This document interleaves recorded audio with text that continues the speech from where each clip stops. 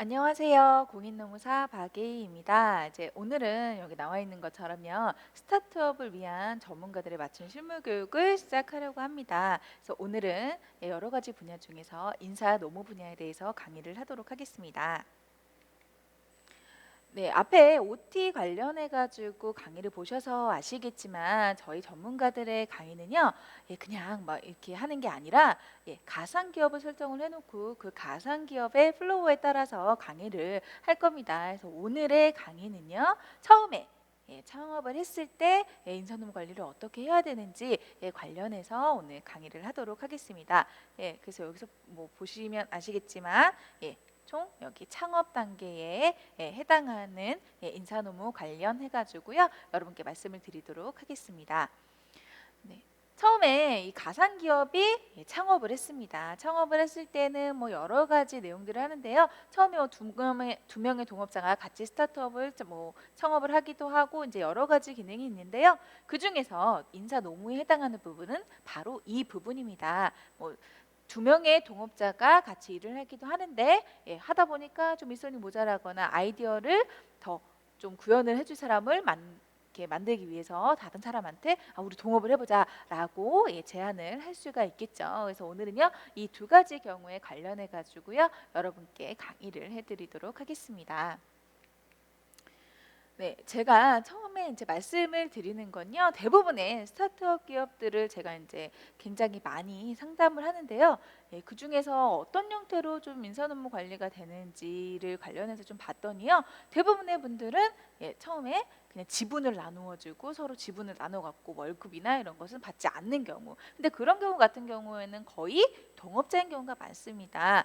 그래서 동업 계약서를 따로 작성을 하셔 가지고 그렇게 하시는 분들이 있고 아니면은 아까도 보셨다시피 친한 지인을 고용을 합니다. 근데 사실 친한 지인을 고용해서 나중에 잘 되면 돈 많이 줄게라고 이야기를 하기는 하지만 사실 좀 같이 일을 하면서 좀 마음이 안 좋죠. 그랬을 경우에는 한 최저임금에 해당하는 금액이나 혹은 그 이하의 금액을 주시면서 회사에 지분을 주는 거죠. 너한테 지분 이만큼 줄 테니까 우리 열심히 으쌰으쌰 해보자. 이 으쌰으쌰해서 이 기업이 잘 되면 너도 이 지분만큼 돈을 굉장히 많이 벌 수 있는 거다라고 해서 등기 여기 나와 있듯이 등기 이사의 자리를 주는 경우가 굉장히 많습니다. 그래서 대부분 스타트업 기업들을 보게 됐을 때는요. 우리가 흔히들 본 이 근로자에 해당하는 경우는 거의 없다라고 생각이 듭니다. 그런데 이런 경우가 굉장히 많이 문제가 되고요. 많은 스타트업 기업을 하고 계시는 우리 CEO 분들이나 분들이 저한테 오셔가지고 많은 하소연을 하시고 상담을 하기도 합니다. 어떤 부분에서 개인 상담을 많이 하냐고 하냐면요. 등기 이사다. 해가지고 지분을 지금 현재 가지고 있다. 그런데 얘가 지금 우리 기업이 뭔가 마음에 안 들어서 혹은 다른 하고 싶은 일이 생겨가지고 나간다라고 했을 때 1년 이상이 됐다라고 해서 퇴직금을 달라라고 이야기를 한다. 혹은 연차수당이나 이런 것들을 주지 않았으니까 이것도 달라라고 한다. 라고 하소연하시는 경우 굉장히 많이 있습니다. 그러면서 노동청에 가서 신고를 한다라고 하는데 진짜 억울하다.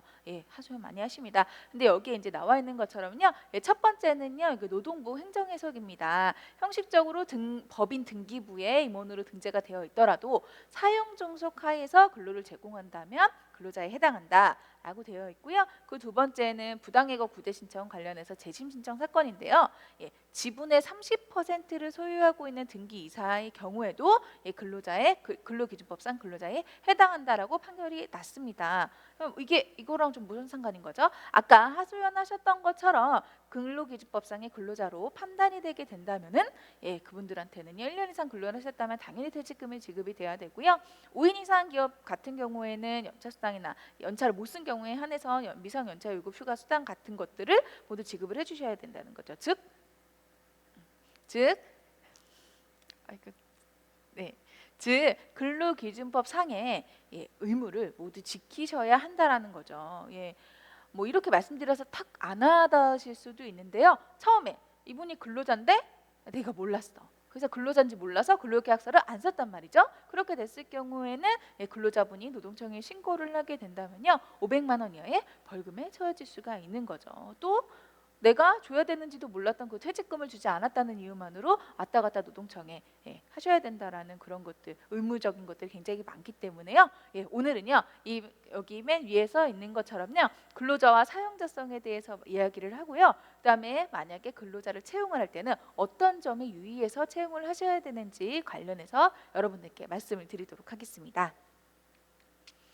첫 번째, 근로자와 사용자를 이야기하기에 앞서서요, 근로자와 사용자가 도대체 어디에 정의가 되어 있느냐를 먼저 설명을 좀 드리도록 하겠습니다. 근로자와 사용자는요, 근로기준법에 정의가 되어 있습니다. 이 근로기준법은요, 여기 나와 있듯이 헌법에 관련된 헌법에 관련된 한 조항을 토대로 해서 만들어진 법입니다. 뭐라고 나와 있냐면요, 근로조건의 기준은 인간의 존엄성을 보장하도록 법률을 정한다라고 하고 있습니다.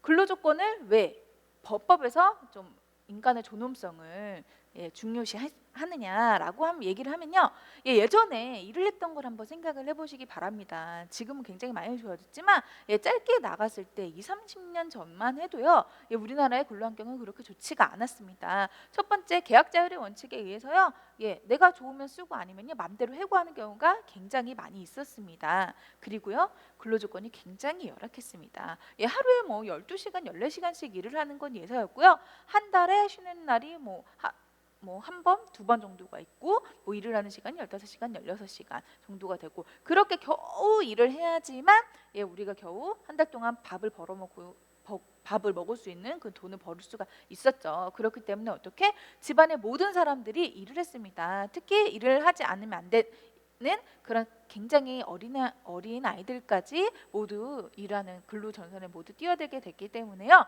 근로기준법에서 이러면 안 되겠다.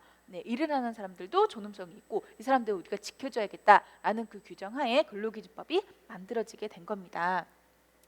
그래서 근로기준법 제1조에 보면요, 헌법에 따라서 근로조건의 기준을 정함으로써 근로자의 기본적인 생활을 보장, 향상시키며 균형 있는 국민경제 발전을 꾀하는 것을 목적으로 한다라고 이야기를 하고 있습니다. 아까도 보셨죠? 균형 있는 경제를 발전시키기 위해서입니다. 사실 우리가 사용자 근로자 얘기를 하면은 이렇게 얘기 잘 안 하실 거예요. 저야 이 분야에 대해 전문가다 보니까 사용자 근로자가 굉장히 익숙한데요. 여러분들 같은 경우에 일을 하시는 경우는 어떻다?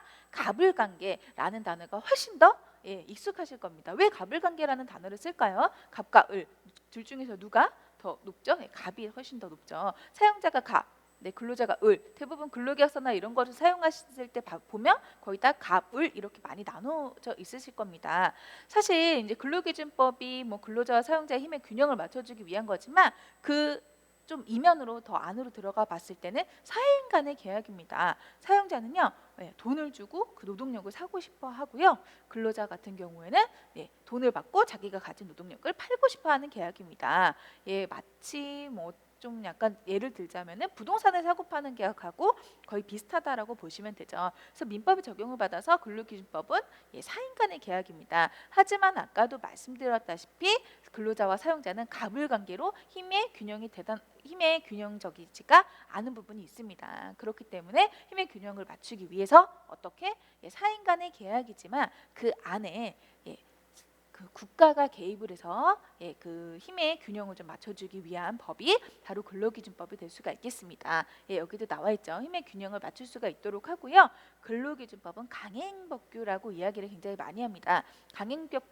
강행법규라고 하면요, 한 가지 예를 좀 들어드릴게요. 굉장히 일을 하고 싶어하는 근로자가 한 분 있습니다. 현재 2016년 최저임금은 6,030원인데요. 6,030원을 제가 다 받는다고 하면은 일자리가 잘 안 구해질 것 같은 생각이 굉장히 많이 드는 겁니다. 그래서 사용자를 찾아가서 얘기를 하죠.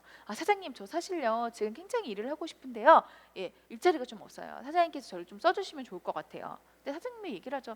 우리는 지금 그 정도 돈을 주고 사람을 채용하기 좀 힘들어 라고 이야기를 했더니, 진짜 사장님, 저 정말 지금 일자리가 굉장히 급하고요, 그러니까 지금 6,030원인데 저는요 5,500원만 받고 일을 하겠습니다. 그래? 5,500원만 받고 일을 할 거야? 근데 내가 믿을 수가 있어야지 라고 이야기를 했을 때, 사장님, 저 그럼 계약서 쓸게요. 이야기를 합니다. 그래? 계약서를 쓸 거야? 오케이, 알았어. 그래서 계약서에 서로 사인을 합니다. 시급 5,500원. 이렇게 이야기를 했어도 무조건 네, 최저시급은 6,030원입니다. 뭐 돈을 줌에 있어가지고 최저임금을 뭐 적용 예외적으로 적용되는 부분이 있지만 그 예외는 정말 예외고요. 예, 대한민국에서 일을 하시는 모든 분들은 무조건 최저임금을 받으셔야 되는 그런 상황이 있는 거죠. 그렇기 때문에 무조건 우리가 낮춰서 그 기준보다 낮춰서 계약을 했다라고 해도 무조건 우리들은 이 법을 지켜야 한다라고 하는 것이 강행법규입니다.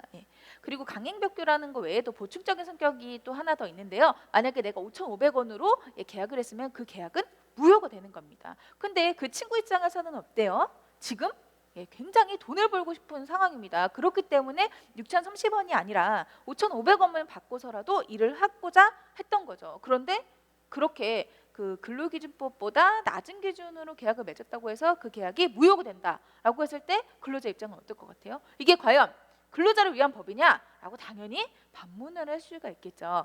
그렇게 됐을 때는요, 그 계약은 무효가 되지만 5,500원이 아니라 시급이 6,030원으로 올라가는 보충적인 성격으로 근로기준법의 최저 기준에 맞춰지는 그런 성격도 가지고 있습니다. 그래서 강행적 성격 또 보충적 성격을 가지고 있다라고 생각을 하시면 됩니다. 그 다음에요. 근로기준법 내에서는요, 사용자에 대한 의무와 근로자에 대한 권리가 설정이 되어 있습니다. 즉, 근로기준법은요, 누구를 보호하기 위한 법이다? 근로자를 보호하기 위한 법입니다. 그래서 근로자가 어떻게 보호를 받는지, 어떠한 보호를 받을 권리를 가지고 있는지 관련해 가지고 뭐 내용이 나와 있는 거고요. 그렇다면 보호를 해야 하는 주체가 누군가? 라고 하는 건요, 사용자죠. 그렇기 때문에 사용자의 의무도 나와 있는 게 바로 근로기준법이라고 이야기를 할 수가 있습니다. 그래서 가장 여기서 중요한 점이 뭐냐면요, 여기 나와 있죠. 근로자만이 보호 대상입니다. 근로자가 아닌 사람은요, 보호를 받을 수가 없어요. 그리고 근로자를 보호해야 대상이 이제 사용자였기 때문에 이 사용자에 대한 정의도 굉장히 중요하다라고 볼 수가 있는 거겠죠. 그래서 이 다음에는요, 근로자와 사용자의 정의에 대해서 좀 자세하게 알아보도록 하겠습니다. 처음에 우리가 근로자성을 굉장히 많이 따지는데요. 근로자에 대한 정의는요, 근로기준법 2조 1항 제1호에 나와 있습니다. 한번 읽어보겠습니다. 직업의 종류와 관계없이 임금을 목적으로 사업이나 사업장에서 근로를 제공하는 자를 말한다 라고 나와 있습니다. 근데 사실 이렇게만 봤을 때 어떠세요? 어떤 사람이 근로자다라고 팍 이해가 오시나요? 그렇지 않으시죠. 이 법문만 가지고는 사실 근로자의 그 판단이 좀 어렵습니다. 그래서 법문을 우선적으로는 약간 쪼개가면서 여러분께 설명을 좀 드리도록 할게요. 첫 번째는 어떻게 되어 있냐면요, 여기 나와 있죠.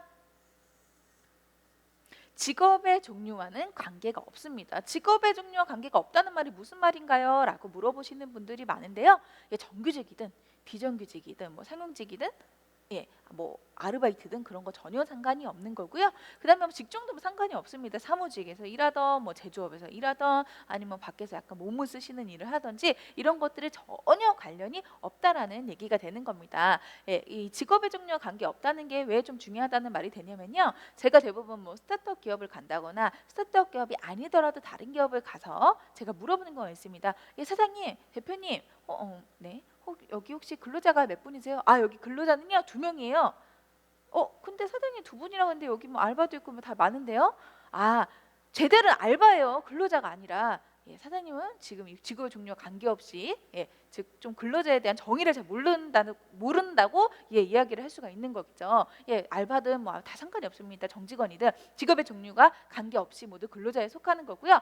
어떤 사람들 뭐 직업의 종류에 관계없이 일을 하는데 어떤 사람들 임금을 목적으로 일을 하는 사람들은 모두 근로자에 해당을 한다라고 이야기를 할 수가 있습니다. 즉 일을 하고 돈을 받는 사람들이죠. 그런데 근로관계는 유지가 되어 있지만 임금을 받지 않는 사람들이 좀 있습니다. 뭐 예를 들어서 무급휴직을 받는다던가 회사에서 징계를 받아서 관련된 정직을 하고 있으신 분들은 현재 뭐 돈을 받고 있지 않으시죠. 그런 분들 같은 경우에도 근로관계가 유지되어 있기 때문에 근로자라고 이야기를 할 수가 있습니다. 그리고 또 사업이나 사업장에서 근로를 제공하는 자라고 이야기를 하고 있는데요. 사업이나 사업장에서 현재 일을 하고 있으신 분들이어야 됩니다. 즉 근로관계 아까도 얘기했다시피 근로관계가 좀 연결이 되어 있으셔야 하는 분들이 있기 때문에 실업자나 해고자들은 근로기준법상의 근로자에 해당을 하지가 않는다라고 이야기를 할 수가 있습니다. 네, 근로자 판단은 굉장히 많이 어렵습니다. 얼마 전에 그 뉴스 많이 나왔는데 보셨죠? 야구르트 아줌마, 예, 대법원에서 근로자가 아닌 걸로 판단. 그래서 퇴직금 받을 수 없다라는 판결이 나오기도 했고요. 그다음에 채권 출시원이 근로자로 인정이 됐다라고 하는 이제 여러 가지 판례가 있습니다. 뒤에 설명을 하고요. 그 두 분들의 그 판결이 어떻게 해서 이렇게 나오게 됐는지에 대해서 여러분들께 다시 한번 더 설명을 해드리도록 하겠습니다. 네, 근로자성을 판단하는 건요 굉장히 아까도 말씀드렸지만 어렵습니다. 아까 얘기했던 등기 이사입니다. 임원이에요. 임원이라는 직책을 가지고 있는데 그 사람이 과연 근로자일까요? 아닐까요? 이 사람은 임원이니까 근로자 아니에요? 근로자 아닌 거 아니에요? 뭐 하시는 분들이 굉장히 많이 있는데요. 사실 임원의 직함을 가지고서 근로자의 지위를 가지고 있으신 분들도 있고요. 팀장의 지위를 가지면서 사용자의 지위를 가지고 있으신 분들도 굉장히 많이 있습니다. 왜냐하면 우리나라가 현재 고용 형태나 이런 것들이 굉장히 많이 다양화됐기 때문이에요. 그렇기 때문에 근로기준법상에서 근로자성을 판단할 때는 어떻게 하냐? 계약적인 명칭이나 형식보다는 종속관계, 구체적으로 어떻게 일을 하시는지,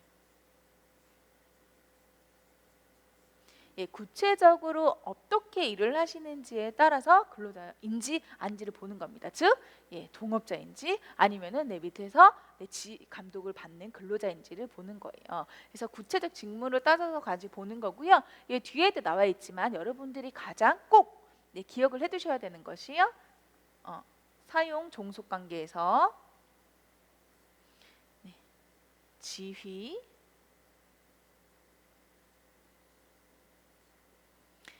지휘 감독을 받느냐 아니냐가 굉장히 중요한 판단 기준으로 설정이 되게 됩니다.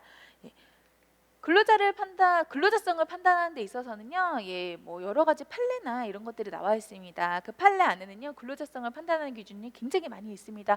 제가 지금 다 기억을 못하지만 10매가지가 있는 걸로 기억이 나는데요. 많은 분들이 저한테 물어보시죠. 그럼 이 10매가지가 나와 있는데요, 이 중에 하나라도 되면 근로자인가요? 혹은 저 이거 해당 안 되는데 그럼 저는 근로자가 아니에요? 라고 물어보시는 분들이 있는데요. 그렇게 판단을 하지는 않습니다. 여러 가지 많이 있는데요. 그 중에서 판단이 되는 것도 내가 속하는 것도 있고 아닌 것도 있고 굉장히 많은 것들이 있기 때문에요. 그 중에서 이 정도면 근로자다. 이 정도 속하는데 그래도 이건 근로자가 아니다라고 이야기를 해서 이제 근로자성을 판단하는 것을 잘 알아두시면 될 것 같습니다. 그래서 근로자성을 좀 판단하는데 조금 더 구체적으로 여러분께 말씀을 드리자면요. 첫 번째, 계약의 형식이요. 민법상의 고용계약인지 도급계약인지 상관이 없습니다. 아까 말씀드렸다시피 근로기준법 자체는요. 우선 사인 간의 계약이기 때문에요. 그냥 뭐 도급계약을 하시는 경우가 굉장히 많이 있습니다. 제가 지금 여기서 뭐 구체적으로 회사 이름을 얘기해도 되는지 안 되는지 잘 모르겠지만 안 될 것 같으니까 그냥 좀 약간 이니셜로 얘기를 하자면요. H, 차를 파는 H사 같은 경우에는요. 불법 도급으로 문제가 되는 경우가 굉장히 많이 있었었죠. 근데 도급으로 이야기를 해놓고, 왜냐면 내가 근로기준법상에서 어떠한 의무를 지고 싶지 않으니까 그 사람한테 그냥 도급으로 괜히 막 계약서만 그렇게 써놓고 실질적으로 일은 근로자처럼 하는 경우가 굉장히 많이 있습니다. 제가 뭐라고 말씀드렸죠? 근로자성을 판단하는 데 있어서요, 실질적으로 어떻게 일을 하느냐가 중요한 겁니다. 그렇기 때문에 뭐 민법상의 고용계약을 했는지 도급계약을 했는지 전혀 상관이 없습니다. 심지어는요, 근로계약서를 작성을 하지 않으셨어도 근로자로 인정을 받는 경우가 있으니까요. 그 부분 참고하시고요. 그 다음에 아까도 말씀드렸죠. 근로자가 사업 또는 사업장에서 임금을 목적으로 종속적인 관계에서 근로를 제공했느냐 안 했냐가 근로자성의 판단 기준이 됩니다. 그래서 그 외에 더 판단이 되는 건요. 회사에서 가지고 있는 복무 규정을 적용을 받느냐, 또 지휘 감독을 받느냐, 그리고 일하는 장소가 사용자에 의해서 정해지느냐, 그 다음에 그 업무 자체를 내가 만약에 오늘 굉장히 몸이 아파요. 그래서 일을 더 이상 못하겠어. 그래서 엄마한테 부탁하는 겁니다. 엄마, 오늘 나 대신 회사 가서 일 좀 해줘 라고 얘기해가지고 그분이 대신 가가지고 일할 수 있느냐 없느냐, 그런 업무의 대책성 같은 것들이 근로자성을 판단하는데 굉장히 중요 요소들이 됩니다. 그 다음에 조금 더 나아가서요, 기본급이나 고정급이 정해져 있는지 아닌지, 근로소득세를 원천징수 했는지 아닌지, 이것들 진짜 스타트업에서 저한테 굉장히 많이 이야기를 하시는 거예요. 이 사람은요, 사회보험 안 들었어요. 이 사람은요, 그냥 3.3%만 되는데 왜 근로자예요? 라고 이야기를 하시는데요. 그런 것들 근로자성 판단하는데 전혀 뭐랄까 영향을 미치는 부분이 아닙니다. 그리고 사회보장제도 사실은 근로자분들이 안 하겠다고 하는 경우도 많이 있어요. 그런데 스타트업 하시는 분들은 사실 인건비 나가는 걸 조금이라도 좀 줄이고 싶으니까 야, 사대보험 하지만 우리 33%에 아니면 내가 그냥 현금으로 돈 대충 줄게 라고 해가지고 하시는 분들이 굉장히 많기 때문에요. 이런 것들은 근로자성을 판단하는데 중요하지가 않습니다. 네. 그래서 뭐 그런 것들은 사용자가 경제적으로 우월한 지위를 이용해서 임의로 정할 가능성이 있다라고 보는 거고요. 네, 그래서 아까도 말씀드렸다시피 근로자성을 판단하는 데 있어서 지위 감독이 굉장히 많이 중요하고요. 등기이사라는 내가 형식적인 직함을 가지고 있다 하더라도 사장님한테 지위 감독을 받는다라고 이야기하면 저는 당연히 근로자가 되는 거고요. 그렇다면 뭐 퇴직금이나 연차수당이나 이런 것들을 사장님한테 달라라고 이야기를 할 수가 있는 거겠죠. 등기 임원만 해당을 하는 거 아니고요. 우리가 흔히들 얘기하는 그분들 있죠. 바지 사장. 그분들 같은 경우에도 근로자성을 인정받아서 퇴직금 같은 거 받으실 수 있는 거 말씀드리고요. 그다음에 사용자성에 관련해서도 말씀을 드릴게요. 네. 근로기준법에서 보호해야 되는 대상이 누구인가? 그거를 알아보기 위해서 근로자성을 우리가 판단을 했다면 그 근로자를 보호해줘야 되는 사람, 근로기준법을 준수해야 되는 사람은 도대체 누구냐? 라는 거에 따라 가지고 우리가 사용자가 누구냐라는 것을 보게 되는데요. 이것 또한 근로기준법에 나와 있습니다. 사용자란 사업 또는 사업 경영 담당자, 그 밖에 근로자에 관한 사항에 대하여 사업주를 위하여 행해야 하는 자를 말한다라고 정의가 되어 있습니다. 처음에 사업주, 뭐 개인 뭐로 하신다, 법인이 아니다라고 얘기하면 어때요? 그 대표자가 당연히 사업주가 되는 거겠고요. 법인이면 법인이 사업주가 되는 겁니다. 다만 법인은 그냥 인격제를 준 것뿐이잖아요. 대표 이사분이 사업형주가 되는 거고요. 근데 사업 경영 담당자 같은 경우에는 전문 경영인 같은 분들을 이야기가 할 수 있겠죠. 그다음에 아까도 말씀드렸던 그 바지 사장. 그분들도 사용자에는 해당이 된다라고 이야기를 할 수가 있습니다. 그다음에 여기에 관련된 부분에 관해서 좀 많이 헷갈려하시는 부분들이 있는데요. 이분들은 약간 부장님 정도? 부장님 같은 경우에는 아무래도 근로자에 해당을 한다기보다는 임원 바로 밑에 이제 있으시는 약간 그런 분들이기 때문에 그 임원의 약간 지위를 가진다라고 좀 보시면 되기 때문에요. 그분들도 사용자에 해당을 한다라고 볼 수가 있습니다. 그러면요, 노무사님, 부장님은 근로자가 아니에요? 부장님은 사장님의 지휘 감독도 되게 받고 그렇게 일을 하고 있는데 어떻게 되는 거예요, 부장님은? 부장님은요, 근로자도 되지만 사용자도 된다라고 이야기를 하고 있습니다. 상대성이라고 이야기를 하는데요. 이쪽에 가면 사용자가 되지만 실질적으로 근로기준법상에 보호를 받아야 되는 대상에도 해당이 된다라는 거 알고 계시면 될 것 같습니다. 또 사용자 같은 경우에도요, 말씀드렸다시피 구체적인 직무 실태로 판단을 하게 됩니다. 그냥 여튼 굉장히 간단하게 생각을 하시면 노동법은요, 구체적으로 실질적으로 어떻게 일을 하냐, 근로를 제공하냐에 따라서 굉장히 많이 판단이 된다라는 거 알아두시면 됩니다. 이거 각각 이제 말씀을 드렸고요. 왜 근데 이렇게 부장님들까지 사용자라고 해내야 되는 이유가 있나요? 그냥 사업주 또는 사업경영 담당자까지만 사용자로 하기에는 근로자를 보호할 수 있는 주체가 굉장히 적다라는 생각이 굉장히 많이 깔려 있는 겁니다. 그렇기 때문에 근로자에 대해서 실질적인 권한을 행사하는 사람들까지 사용자로 봐가지고요, 근로기준법, 즉 근로자를 보호하기 위해서 이렇게 좀 사용자의 범위를 넓혀놓은 거라고 생각을 하시면 될 것 같습니다.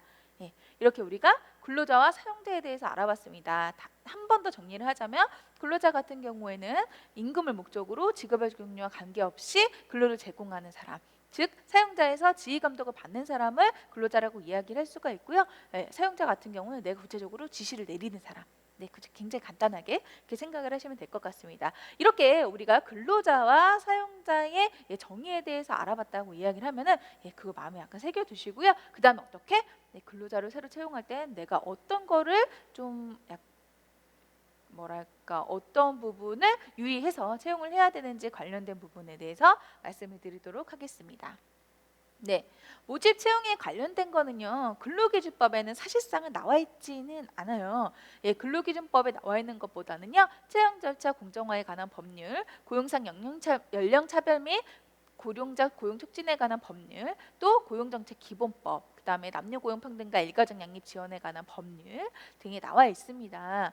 예, 그런데도 왜 제가 설명을 드리는 건요, 뭐 근로기준법 자체는요, 채용을 하면서부터 퇴직하고 혹은 그 후까지 모두 근로자를 보호하기 위해서 되어 있기 때문에요. 이 부분도 제가 여러분들께 설명드릴 약간 의무가 있지 않을까라는 생각을 좀 합니다. 근데 이 중에서 가장 여러분들께 구체적으로 이야기를 해드릴 건요, 이 마지막에 있는 고용정책 기본법입니다. 예, 이런 것들도 여러분들이 잘 알아두셔야 되는 법률. 특히 이것은 요즘에요, 뉴스나 뭐 인터넷에 굉장히 많이 회자가 되고 있는 법입니다.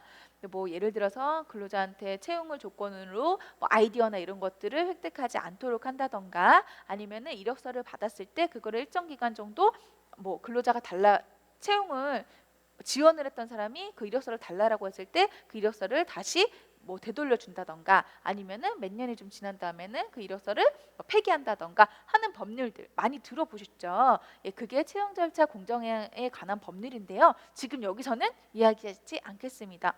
왜 얘기 안 해주세요? 그렇게 우리가 되게 많이 들었는데 뭐야? 라고 생각을 하실 수 있는데요. 예, 채용 절차 공정화에 관한 법률은요, 지금 현재까지는 2016년을 기준으로 봤을 때는요, 100인에서 300인 있는 그러니까 100인 이상 뭐 사람을 채용을 하고 있는 회사에 대해서 적용이 되는 거고요. 2017년도부터는 상시 30인 이상 되는 회사에서 적용이 됩니다. 사실 스타트업 같은 경우에는요, 처음에 시작을 굉장히 크게 하시는 경우도 많이 있습니다. 하지만 제가 많은 분들을 만나봤을 때 거의 1인, 진짜 제가 봤을 때 여기 인원 되게 많았네? 그러면 한 20명 정도 가는 경우가 굉장히 많았기 때문에요. 아직은 여러분께 이거를 설명을 드리기에는 그냥 굳이 막 필요가 없는 걸 제가 말씀드리는 게 아닐까 싶은 생각이 들어서요. 무시하거나 뭐 이건 절대 아니고요. 그렇기 때문에 이거는 제외를 하고 그 다음에 고용정책 기본법에 대해서 설명을 드리도록 하겠습니다.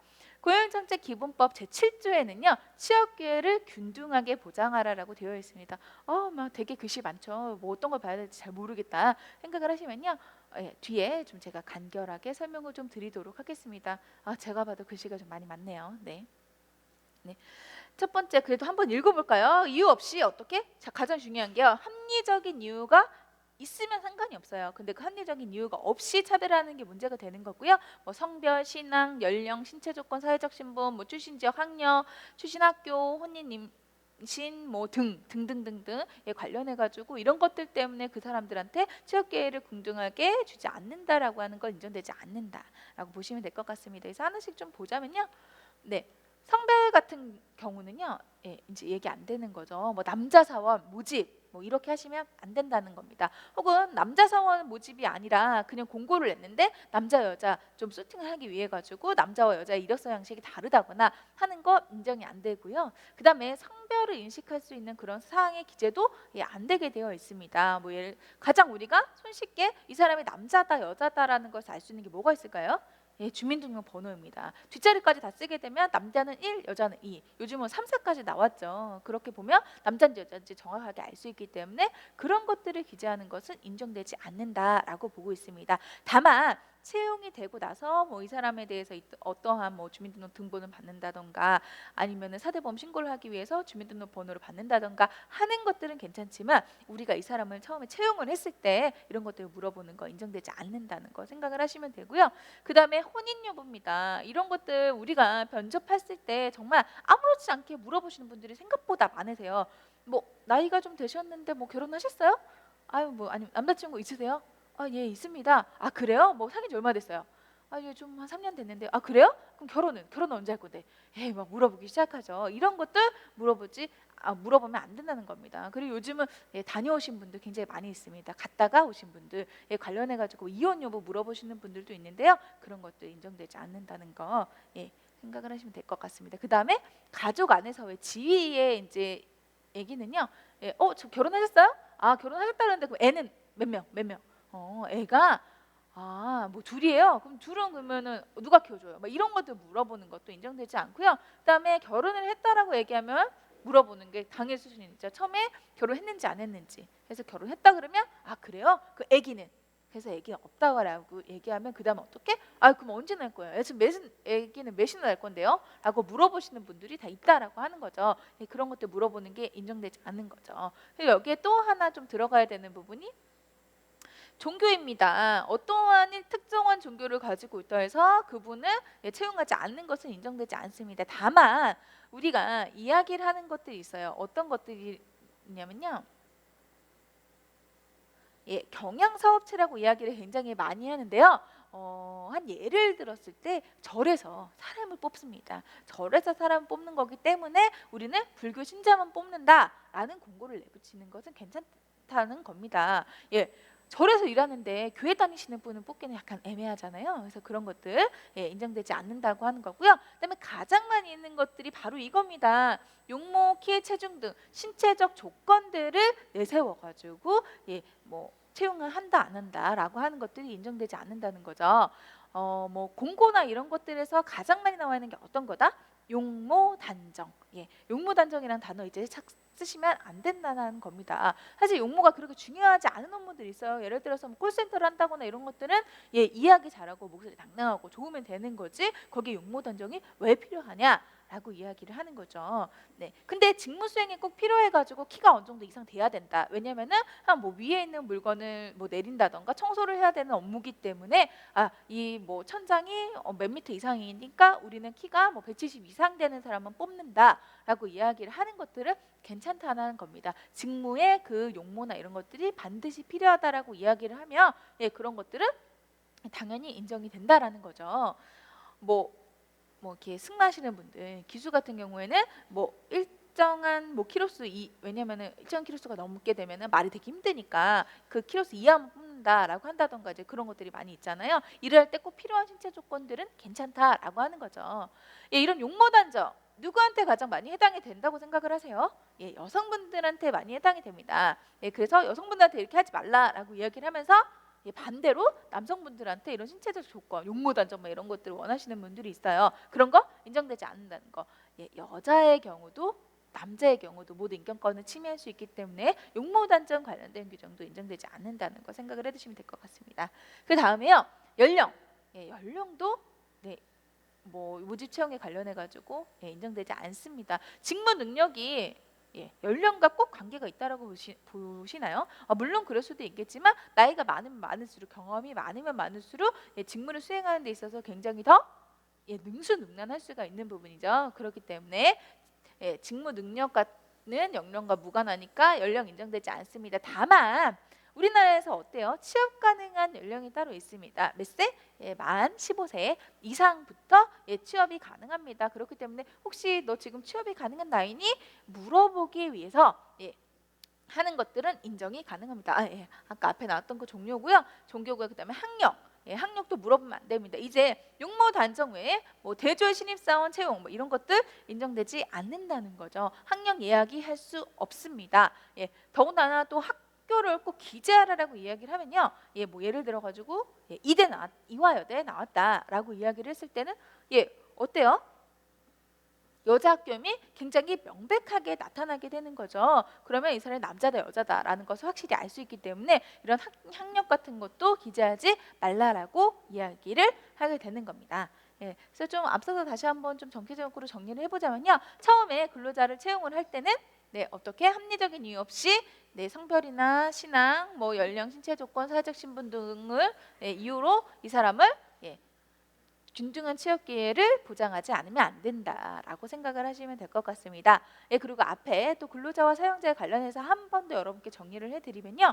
근로자 같은 경우에는 지위금 근로자 같은 경우에는 어떻다? 직업의 종류와 관계없이 임금을 목적으로 근로를 제공하는 자라고 이야기를 하는 거고요. 사용자는 그 반대에 서 있는 사람을 이야기한다는 겁니다. 그래서 아까 말씀드렸죠. 우리가 앞으로 좀 나가서 봤을 때요. 이 채권 출신원하고 야구르트 아줌마에 관련해서 왜 근로자성이 인정 안 됐는지 마지막으로 설명을 드리면서 끝내도록 하겠습니다. 채권 출신원 같은 경우에는요. 구체적인 뭐 지시나 감독이 있었다라고 이야기를 합니다. 지난 4월에 있었던 거고요. 한 신용정보 회사에서 일을 하는 채권 출신원이었고요. 6일 정도의 근로계약을 3년에서 5년 정도 유지를 했던 사람입니다. 그런데 그런 내가 좀 일을 못하게 됐을 때는 뭐 수수료를 차감한다거나 내가 가지고 있는 채권을 다른 사람한테 넘겨준다거나 이런 불이익이 굉장히 많이 있을 수 있기 때문에 자기가 원치 않아도 뭐 캠페인에 참여한다거나 야근을 해야 된다거나 그리고 또 뭐 회사에서 무조건 관리하는 채권 관리 시스템에다가 자기가 일한 것을 올려야 된다거나 하는 것들이 구체적인 지휘 감독이 될 수 있다라고 봤기 때문에 채권 추심원은 근로자라고 판단을 했습니다. 근데 야구르트 아줌마 경우는 왜 근로자가 아니래요? 라고 말씀하시는 분들이 있는데요. 대법원에 관련해서는 우선적으로 그 야구르트 아주머니들이 어떻게 해요? 야구르트를 이제 많은 분들한테 이렇게 카트 같은 거에서 파시잖아요. 누구한테 팔지 우리가 정해주지 않았다. 팔던 말던 그건 그 사람 마음이다. 첫 번째, 그리고 두 번째, 우리가 이제 한국 야쿠르트에서 정하는 교육이 있다. 근데 그 교육에 들어오지 않아도 우리는 그 사람을 징계하지 않았다. 또 매출 목표 달성이 있는데 그 매출 목표 달성을 하지 않았다고 해서 우리는 그분을 징계하지 않았다라고 이야기를 했습니다. 그렇기 때문에 이 사람은 근로기준법상의 근로자가 되지 않는다라고 이야기를 한 겁니다. 그래서 현재 근로기준법상에서 근로자가 되지 않으신 분들은요, 야구르트 아줌마도 있지만요, 학습지 교사, 보험 모집인, 골프장 캐디, 레미콘 기사, 킥서비스 기사, 뭐 택배 기사 등등이 근로기준법상 그 근로자로 인정되지가 않습니다. 또 이런 뭐 지휘 감독을 받고 이런 것들이 다 있지만요, 동거하는 친족 있잖아요. 같이 한 집에 사는 친족, 8촌 이내의 혈족이나 4촌 이내의 인척 또는 배우자 같은 경우에는 근로기준법상의 근로자로 인정받지 않고요. 그다음에 가사 사용인, 같이 이제 집에서 뭐 이제 가사 같은 거 도와주시는 분들 같은 경우에도요, 그 근로기준법상의 근로자로 인정되지 않는다는 거 생각하시면서요, 저는 오늘 이만 강의를 마치도록 하겠습니다. 감사합니다.